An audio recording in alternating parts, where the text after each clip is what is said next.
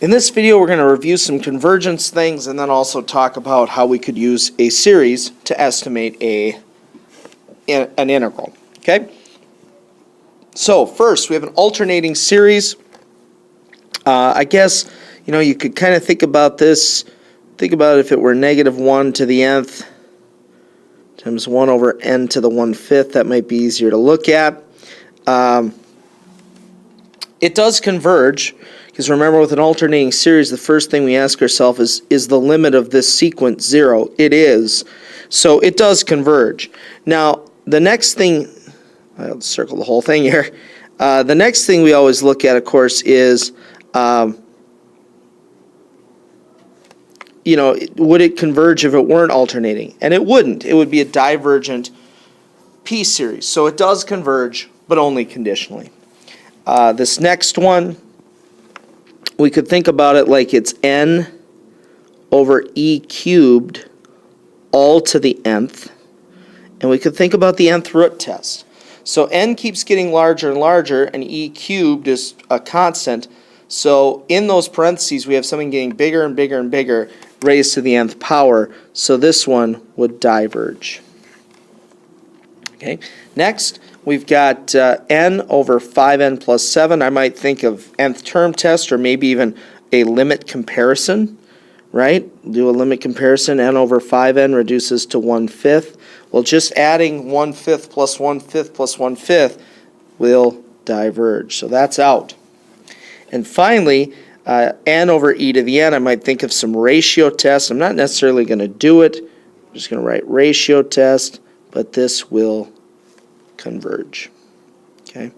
Might want to look back. This is just a real quick reminder to keep you sharp with that, but if you're having trouble with those tests, look back at some earlier videos.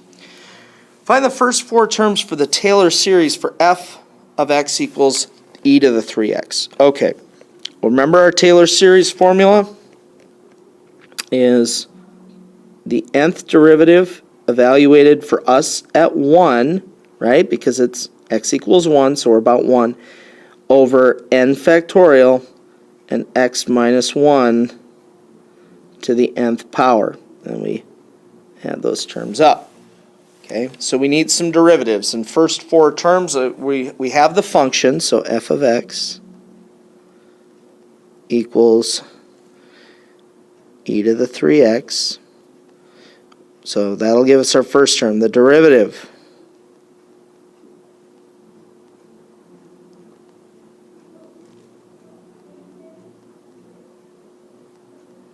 second derivative, and the third derivative should give us all the terms we need. Be careful in the difference between 4 terms and 4th power, because of course 4th power would mean we'd need the 4th derivative. Okay, so evaluating all of these at x equals 1, we'd have e to the 3rd, 3e to the 3rd, 9e to the 3rd, and 27e to the 3rd. Okay, so our Taylor series, we'd start with e cubed, and then I'll put the 0 factorial here, but you wouldn't normally put it, and x minus 1 to the 0 power. So it's that the function's value at 1 over the 0 factorial x minus 1 to the 0 power. Then we do the first derivative's value over 1 factorial and x minus 1 to the first. Then we do the second derivative's value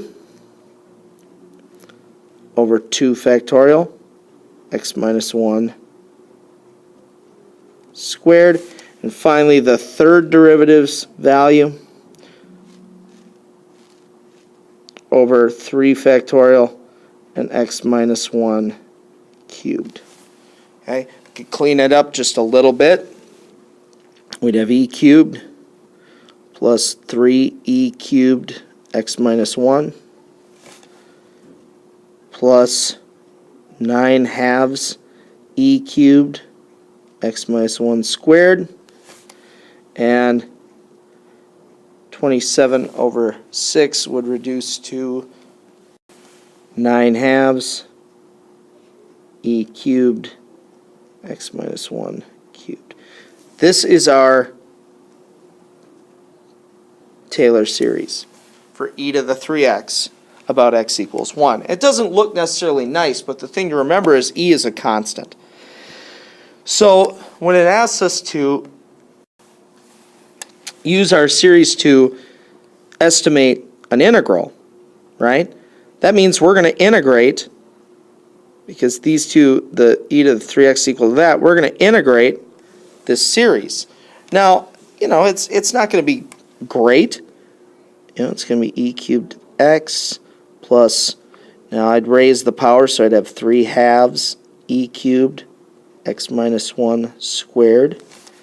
And I'd have to raise this power, I'll have to become, and remember, 9 halves e cubed is just a constant, so the only thing I'm doing is raising this power that affects x. So if I do that, I'd have 3 halves e cubed x minus 1 cubed plus raise the power to the 4th, so I'd have 9/8 e cubed times x minus 1 to the 4th. So then I'd evaluate this at 2 and 1. And of course, plugging in 1 would cancel most of the terms out. Plugging in 2 would just make everything in the parentheses 1. And I could do that. I'm kind of out of room, and I don't want to belabor this. But here's the point. Here's the big purpose of this. There are a lot of functions out there we can't necessarily integrate by hand. We can't estimate.